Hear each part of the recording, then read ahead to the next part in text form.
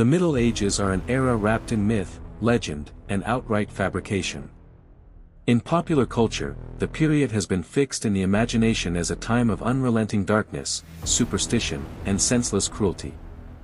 Mention medieval justice, and the mind conjures inquisitors' cellars crowded with sinister instruments and hooded figures. The reality, however, was far more complex, far more cynical, and, strangely enough, far more bureaucratic than any horror writer would have you believe. The first myth that must be dismantled: medieval torture was not a system of pleasure or mass repression without cause. It was a rigid, heavily bureaucratized procedure. Until the 12th century, European justice relied on a system of ordeals, the so-called judgments of God.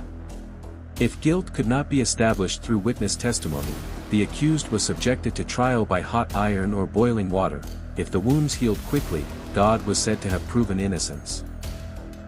With the revival of Roman law, however, the emphasis shifted. Judges began demanding rational evidence, and the most reliable of all became the defendant's own confession, the confessio. If the evidence pointed to guilt but the accused remained silent, they were subjected to questioning under duress. Procedural constraints. Torture was strictly regulated. The executioner could not begin without a written order from the judge. A clerk sat beside him throughout, recording every word spoken and noting the prisoner's condition. Inquisitors and secular judges alike were instructed not to inflict mortal injury. The session had to be agonizing, but the accused had to survive long enough to be sentenced. Crucially, a confession extracted in the chamber was not considered final. The following day, the accused was brought into open court and required to confirm the confession voluntarily. If they refused, the torture could be repeated, but the law typically limited sessions to 3. The majority of what fills modern torture museums is a fabrication of the 18th and 19th centuries.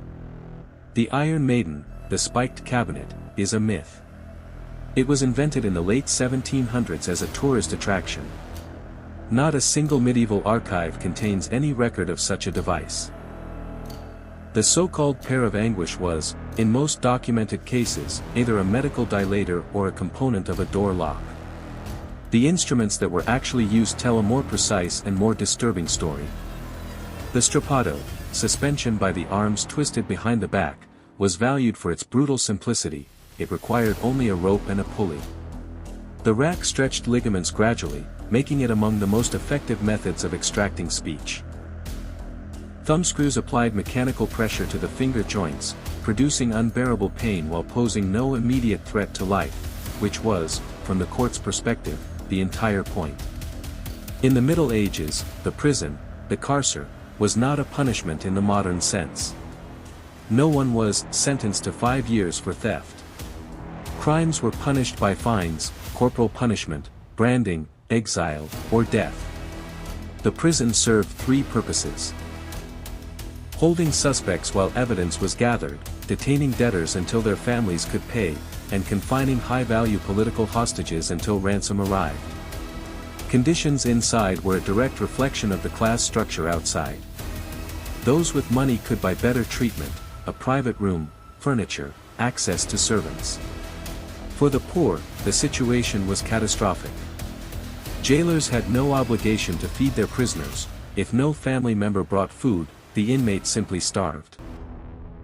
In the absence of any sanitation, prisons were breeding grounds for typhus and dysentery.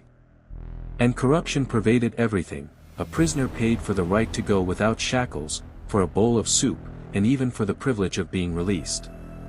The executioner was one of the most paradoxical figures of the medieval world.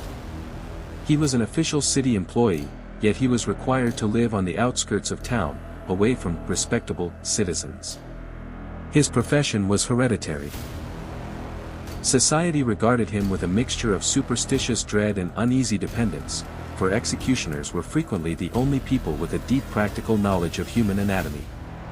Their expertise in breaking bodies meant they understood, better than anyone, how to set a broken bone. People came to them for exactly that. The image of a dark and bloody Middle Ages was largely constructed by the thinkers of the Enlightenment. It served their purposes to portray the preceding era as a time of absolute madness, so that by contrast their own age might appear civilized and humane.